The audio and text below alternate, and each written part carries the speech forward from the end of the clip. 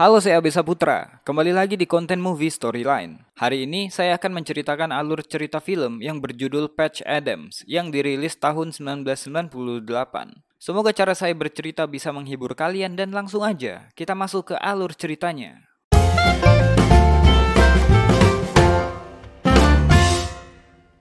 Film dimulai ketika seorang pria bernama Patch Adam pulang ke rumahnya dari perjalanan jauh.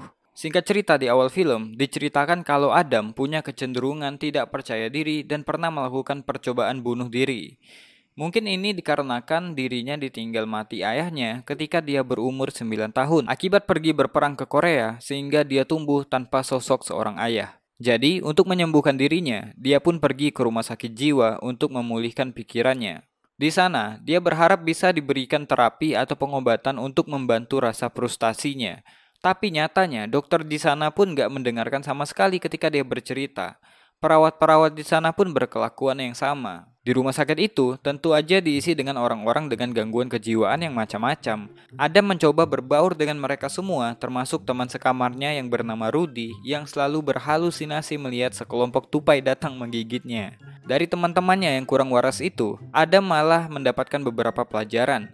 Contohnya dari seorang pria bernama Arthur yang selalu menanyakan berapa jumlah jari di tangannya. Orang-orang, termasuk para perawat dan dokter, menganggap kalau Arthur adalah orang yang stres. Tapi Adam mencoba melakukan pendekatan dan bertanya langsung maksud dari pertanyaan tentang jari-jari itu. Arthur pun menjelaskan pada Adam tentang filosofinya yang sebenarnya punya makna yang sangat dalam. Kemudian, pernah juga di suatu malam ketika Rudy, teman sekamarnya, ingin pergi buang air kecil, tapi nggak berani ke toilet karena dia berhayal ada tupai di dalam kamar mereka. Adam yang nggak bisa tidur pun mencoba membantu Rudy dengan berpura-pura melihat tupai yang sama.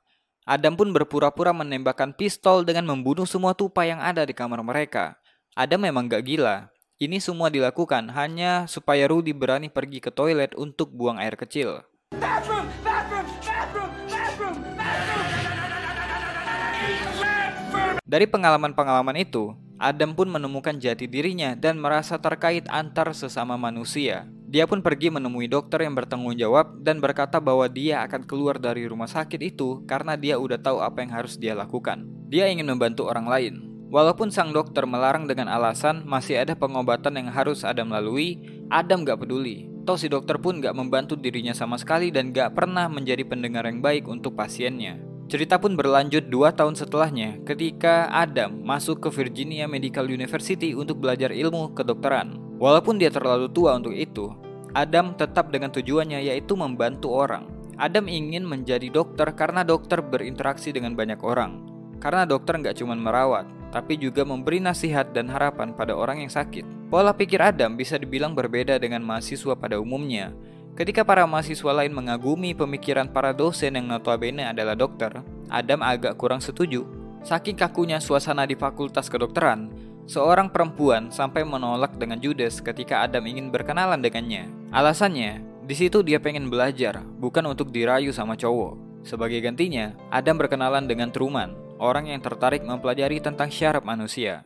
Adam dan Truman pun bercerita tentang satu sama lain. Adam mengemukakan ketidaksetujuannya pada sistem pendidikan di kampus yang mengizinkan mereka bertemu langsung dengan pasien pada tahun ketiga. 2 tahun di awal, mahasiswa hanya akan berkutat dengan buku saja. Untuk itulah, Adam mengajak Truman menyusup di tengah-tengah rombongan mahasiswa tahun ketiga yang lagi belajar di rumah sakit. Tapi karena takut ketahuan dan dikeluarkan dari kampus, Truman memilih untuk pergi dan meninggalkan Adam dengan ide bodohnya. Adam pun dengan pede berbicara dengan para perawat dan berkata kalau dia lagi belajar di rumah sakit itu. Ketika dia berjalan di lorong rumah sakit, dia pun melihat dosennya berjalan ke arahnya yang menyebabkan dia auto lari dan masuk ke salah satu bangsal. Ternyata di sana diisi dengan pasien anak-anak pengidap kanker. Dia pun langsung berkenalan dengan salah satu dari mereka dan menghibur anak-anak yang gak beruntung ini. Suasana pun jadi penuh riang tawa dari anak-anak ini ketika Adam beraksi menjadi seorang badut. Namun, ketika suster memergoki aksinya, dia keluar dari ruangan itu dan tara, dia pun bertemu dengan dosennya dan dipanggil ke kantor. Di sana, Adam diingatkan lagi tentang peraturan bahwa hanya mahasiswa tahun ketiga lah yang boleh praktek langsung di rumah sakit. Gak sempat Adam ngasih penjelasan, Pak dosen tetap menyuruh Adam mematuhi peraturan tersebut. Punya hasrat untuk menjadi dokter aja nggak cukup, karena saya yang menjadikanmu dokter, kata Pak dosen. Adam pun nggak bisa ngomong apa-apa lagi. Di kelompok belajarnya, Adam seringkali bercanda dan membahas hal-hal di luar pelajaran. Seperti kenapa para pasien dikenali karena penyakitnya, bukan dengan namanya. Pembahasan seperti itu ternyata membuat perempuan yang bernama Karin ini nggak tertarik dan memilih untuk pergi. Adam pun lalu menyusulnya dan meyakinkan Karin kalau menjadi seorang dokter nggak cukup kalau cuma modal ilmu medis. Tapi Karin nggak mendengar apapun yang dikatakan Adam karena yang dia pedulikan adalah nilai ujiannya yang harus bagus. Di pelajaran praktikum pun, Adam sering bercanda ketika teman-temannya serius belajar. Di lain hari, walaupun dilarang oleh dosen, Adam tetap datang ke rumah sakit untuk menghibur anak-anak pengidap kanker dan juga para perawat yang ada di sana. Kehadiran Adam membuat suasana rumah sakit yang tadinya suram menjadi penuh dengan tawa. Sementara itu di kampus, hasil tes pun keluar. Karin yang gila belajar sampai sering tertidur di meja belajarnya hanya mendapatkan nilai 79, sedangkan Adam yang dia pikir mahasiswa idiot mendapatkan nilai 98. Karena hal itu, cara pandang Karin kepada Adam pun berubah. Kali ini dia jadi lebih membuka dirinya untuk berteman dengan Adam. Karin tetap menyaksikan lelucon-lelucon dari Adam. Bedanya, kali ini dia mau menuruti apa yang dikatakan oleh Adam. Adam pun mengajak Karin bagaimana cara dia melakukan pendekatan emosional dengan para pasien. Seorang tua yang dulunya suka berburu, dikejutkan dengan kehadiran Adam, Truman, dan juga Karin yang membawa balon berbentuk binatang. Sebuah hal kecil yang menghibur buat orang tua yang lagi sakit ini. One last safari. That's all I wanted. That was wonderful. Sepulangnya dari misi menghibur hati para pasien pun, Adam bilang belak-belakan ke Karin kalau dia suka padanya. Tapi ya Karin gak bilang apa-apa. Not today Adam, masih ada hari esok, never give up. Di hari lain di rumah sakit, Adam mencoba masuk ke kamar 305. Kamar yang dihuni oleh Mr. Davis yang lagi sakit kanker pankreas. Mr. Davis terkenal selalu marah-marah pada suster. Tapi Adam mencoba masuk ke dalam. Dia pun bernyanyi buat menghibur Mr. Davis, tapi sayang, Adam dapat amukan yang menyebabkan dia lari ketakutan. Para suster yang udah mengingatkan Adam pun tertawa melihat Adam ngos-ngosan keluar dari kamar itu. Di lain hari, Adam ditegur oleh dosennya ketika dia menghibur seorang anak kecil. Adam pun diingatkan lagi larangan untuk datang ke rumah sakit sebelum menjadi mahasiswa tahun ketiga. Saya datang ke sini cuman menghibur pasien, kata Adam. Kalau kau mau jadi badut, pergi ke sirkus, jangan jadi dokter. Pasien gak butuh teman, pasien gak butuh badut. Yang mereka butuh adalah dokter, kata Pak dosen. Karena nilai Adam yang selalu tinggi di kelas, Adam pun juga dicurigai curang karena gak pernah terlihat belajar. Ternyata, teman sekamarnya yang mengadukan hal tersebut kepada Pak dosen. Adam pun lalu melabrak Walcott, teman sekamarnya, untuk klarifikasi. Dan memang benar, ternyata Walcott lah yang mengadukan Adam karena menilai Adam harusnya gak lebih baik dari dirinya. Hal itu karena Adam gak pernah terlihat memegang buku untuk belajar. Dan lagi, Adam hanya sibuk tertawa bersama pasien yang menurut Walcott gak pantas dilakukan di rumah sakit. Karena tugas seorang dokter adalah mempersiapkan dirinya untuk menyelamatkan nyawa orang. Truman pun setuju dengan perkataan Walcott. Karena rumah sakit penuh dengan orang yang sakit dan sekarat. Truman juga menyuruh Adam untuk berhenti dulu melakukan aksi hiburannya di rumah sakit. Adam cuma mengangguk setuju. Apakah Adam berhenti? Oh tidak, Adam malah mengejutkan satu rumah sakit dengan datang berpakaian malaikat untuk menghibur pasien paling galak, yaitu Mr. Davis. Dengan caranya, Mr. Davis pun terhibur dan tertawa melihat Adam. Para suster pun kaget dan seakan gak percaya melihat Mr. Davis bisa tersenyum lebar karena Adam. Di lain hari, ketika sedang kuliah, dosen mengumumkan bahwa kampus mereka akan menjadi tuan rumah untuk pertemuan para dokter spesialis kewanitaan. Sebagai kehormatan karena mendapatkan nilai paling tinggi, Adam pun ditunjuk untuk menyiapkan sambutan. Yang dilakukan Adam untuk penyambutan itu pun membuat gerbang raksasa berbentuk wanita yang sedang mengangkang. Sebuah lelucon baginya, tapi nggak buat Pak dosen. Setelah kejadian itu, Adam pun dipanggil dan dikeluarkan dari kampus karena apa yang udah dilakukan Adam adalah hal yang gak bisa dimaafkan karena dianggap menghina tamu kehormatan kampus. Adam pun mengadukan hal ini kepada Pak Rektor. Adam memang dianggap melanggar beberapa peraturan dan mengabaikan perintah dosennya. Tapi apa yang dilakukan di rumah sakit membuat Pak Rektor menimbang kembali pengeluaran Adam dari kampus. Karena berkat Adam, banyak pasien yang kualitas hidupnya berubah, apalagi bisa membuat Mr. Davis nggak marah-marah lagi sama suster. Adam pun diizinkan tetap di kampus, asalkan nggak membuat masalah lagi dengan dosen dan gak pernah ke rumah sakit kalau bukan suster tertentu yang lagi jaga. Karena hal itu, dia jadi gak bisa setiap hari ke rumah sakit. Kemudian suatu malam, dia berkunjung dan mendapatkan kabar kalau Mr. Davis lagi sekarat menuju detik-detik terakhirnya. Adam yang datang menjenguk pun tetap dengan lelucon-leluconnya yang menghibur. Mr. Davis pun menyuruh Adam menyanyikan lagu bodoh yang dia nyanyikan waktu pertama kali masuk ke kamar itu.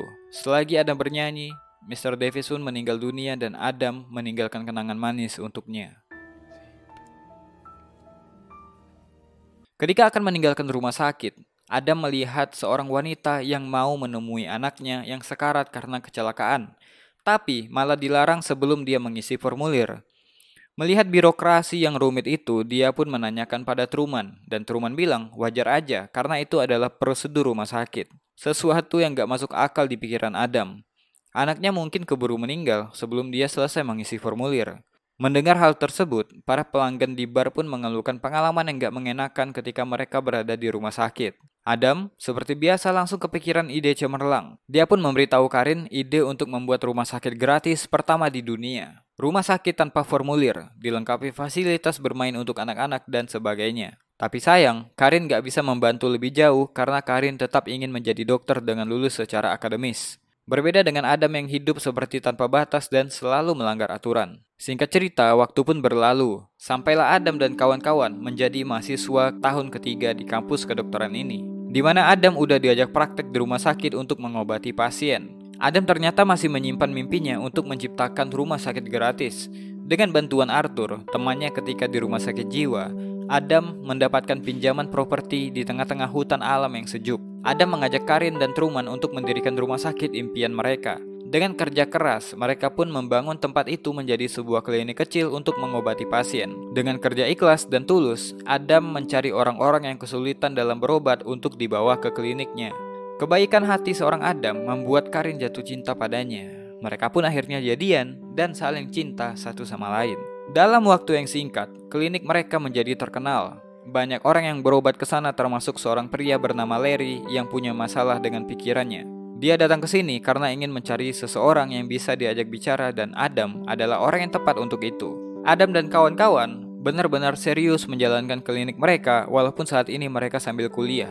Cuman masalahnya, memberikan pengobatan gratis seperti ini tentunya menguras sumber daya mereka termasuk persediaan obat-obatan dan perlengkapan lainnya. Jadi Adam dan Truman melakukan hal bodoh dengan mengambil persediaan di rumah sakit dengan menyamar sebagai perawat dan orang yang meninggal. Di lain waktu ketika Karin pulang pada malam harinya, dia mendapatkan pesan suara. Ternyata itu adalah pesan dari Larry yang memerlukan seseorang untuk menjadi teman bicaranya. Karin pun memutuskan untuk datang ke sana.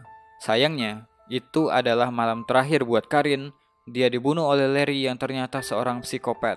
Setelah membunuh Karin, Larry lalu membunuh dirinya sendiri. Adam yang mendengarkan kabar itu dari rektor pun merasakan kehilangan yang sangat mendalam. Karin meninggal ketika dirinya pergi untuk menolong orang lain dan Adam merasa sangat bersalah karena nggak menjaga Karin dengan baik. Saking sedihnya, dia pun memutuskan untuk pergi dari klinik yang dia bangun bersama Karin. Tentu saja, keputusan itu mendapatkan pertentangan dari Truman, bahkan Walcott, mantan teman sekamarnya yang selalu bersaing ketat secara akademis dengan Adam. Walcott menyuruh Adam untuk nggak berhenti. Walcott bilang dia memang udah belajar semua hal tentang pengobatan. Tapi yang nggak bisa dia lakukan adalah melakukan pendekatan secara emosional dengan para pasien seperti yang Adam lakukan. Bagaimana aku bisa belajar darimu kalau kau berhenti, kata Walcott. Tapi Adam pun gak peduli. Saking frustasinya Adam dengan kematian Karin, dia sampai mengadu pada Tuhan. Namun ada satu perkataan Karin yang terlintas di pikiran Adam yang membuat dia kembali sadar akan tujuannya dalam membantu orang lain. Dia pun kembali ke rumah sakit, kemudian mengajak Walcott untuk menolong pasien yang gak mau makan berhari-hari.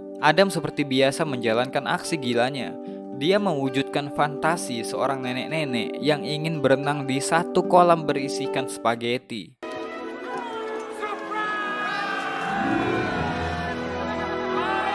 Fantasi yang berlebihan, tapi Adam tetap mewujudkannya. Nenek ini pun senang bukan main.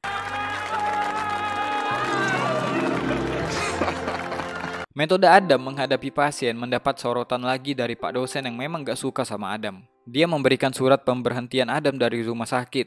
Adam pun marah dan membawa masalah ini ke Dewan Kedokteran Negara. Di sana, Adam ditanyai mengenai metodenya menghibur pasien dan juga klinik gratis yang dia jalankan. Adam memang mengakui bahwa dia membangun klinik ilegal tanpa lisensi dan juga menjalankan praktek kedokteran tanpa izin. Tapi itu dikarenakan mereka memang butuh perawatan. Karena menurut Adam, menjadi seorang dokter bukan cuma untuk menunda kematian, tapi juga meningkatkan keinginan untuk hidup. Jika seorang dokter mengobati penyakit, maka akan ada dua kemungkinan, kalian gagal atau berhasil. Tapi kalau kalian mengobati orangnya, percayalah, kalian pasti akan menang apapun yang terjadi, kata Adam. Dia juga menginspirasi seluruh mahasiswa kedokteran yang hadir di sidang itu. Apapun keputusan sidang, Adam gak peduli. Saya akan tetap menjadi dokter terbaik di dunia yang pernah kalian temui.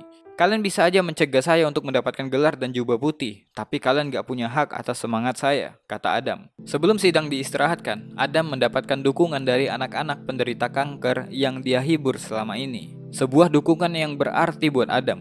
Bukti kalau kebaikan yang dia lakukan selama ini benar-benar tulus. Setelah istirahat, Dewan pun memutuskan bahwa gak ada yang salah dengan metode yang Adam lakukan selama ini. Mereka malah senang dengan cara Adam dalam menangani pasien. Apalagi di kampus, Adam adalah mahasiswa yang punya nilai tinggi. Jadi gak ada alasan buat Dewan Kedokteran untuk menghalangi kelulusan Adam dari kampus kedokteran. Sidang ini pun dimenangkan oleh Adam. Dari sana, Adam banyak mendapatkan dukungan dari semua orang yang hadir. Akhirnya, Adam berhasil menyelesaikan studinya dan lulus sebagai dokter. Di acara wisuda ini, Adam memodifikasi toganya menjadi pakaian yang biasa dipakai oleh pasien di rumah sakit, menutupi bagian depan, tapi nggak menutupi bagian belakang. Aksi yang mengundang tawa yang keras dari para tamu undangan. Belasan tahun sudah, Patch Adam membuka rumah berobat dan lebih dari 15.000 orang dirawat tanpa biaya apapun alias gratis. Bahkan ada 1.000 lebih dokter yang ingin meninggalkan praktek mereka dan lebih memilih untuk bergabung di rumah sakit Patch Adam. Satu hal yang bisa kita ambil pelajaran dari sosok Patch Adam yang benar-benar ada di dunia nyata, bahwa dengan membantu, dengan memberikan kebahagiaan, memberikan pelajaran hidup, mengajarkan nilai-nilai yang gak pernah terbayangkan oleh orang lain, akan memberikan dampak positif untuk jiwa orang lain. Terutama bagi mereka yang lagi menderita karena sakit keras dan lagi berjuang melawan penyakitnya. Terima kasih yang udah nonton video ini. Kalau kalian suka dengan konten kayak gini, langsung aja subscribe. Saya Besa Putra. To be continue. Jangan bosan jadi orang baik.